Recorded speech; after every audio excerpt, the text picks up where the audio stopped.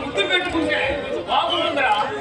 ఊరిని చిలకం చూస్తుంటే ఏమో సరికి లేక కిక్కెత్తుందిరా. తప్పురా, ఇంత అందమైన అమ్మాయిని ముద్దు పెట్టుకుంటే ఏం బాగుంటుందా? అమ్మాయి వంటిపోయినా ఆకలేదురా.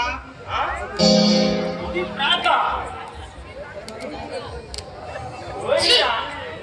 ఎవరు మీరు? ఏంటి అతిశోరి? అరే రాక, ఈ పిల్లకి మాటలు కూడా వస్తున్నాయి. బాబా ఒక్కసారి మాట్లాడు. ఏమిటి మీ సోదరి? ఇంతకీ ఎవరు మీరు? మనకు స్వతంత్రం రాకముందు తెల్లవారి పాలనలో అర్ధరాత్రి ఆడిది ఒంటరిగా తిరగనీయము. ఆ నల్లవారు వచ్చాక ఆ పాపారావు పాలనలో పట్టబదులు నేను తిరగలేము.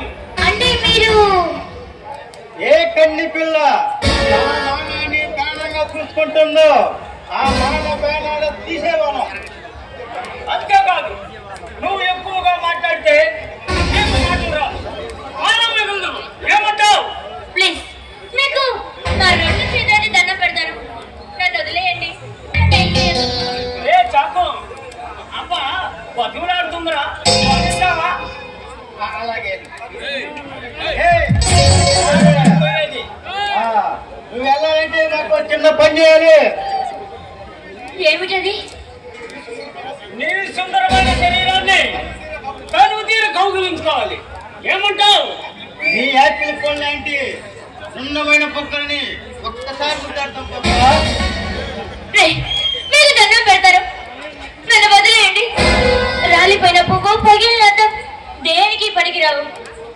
నా జీవితాన్ని నాశనం చేయొద్దు. మీ కాళ్ళు పట్టుకుంటాను. వచ్చింది. నేను ఒక్కసారి ముద్దు పెట్టుకుంటేనే మీ జీవితం నాశనం అవుతుందా? తప్పు పాప. నీ జీవితంతో బాగుపడలేదు. నీ శరీరంతో 5 నిమిషాలు అనిపిస్తే చాలు. ఏమంటావు? ఎక్కడికి? నువ్వు వెళ్ళాలంటే మాకు చిన్న పని చేయాలి. ఏంటా అది? నువ్వు పోవాలంటే మా నుంచి పోలేవు. చాలు.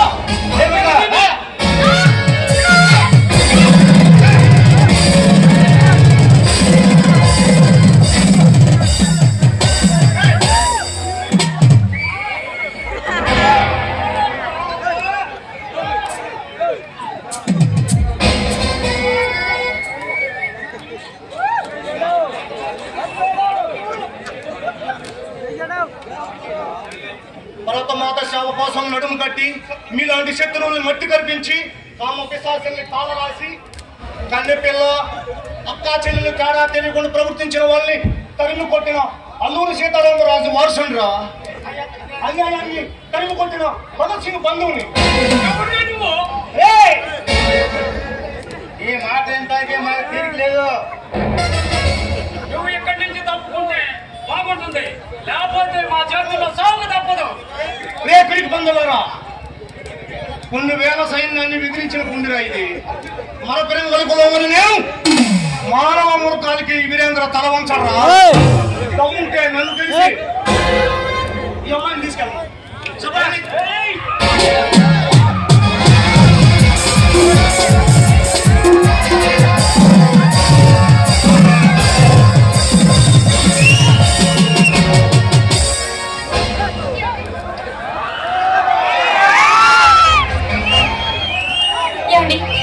మీరు రావడం ఆలస్యమైతే ఈ రోజు నా జీవితం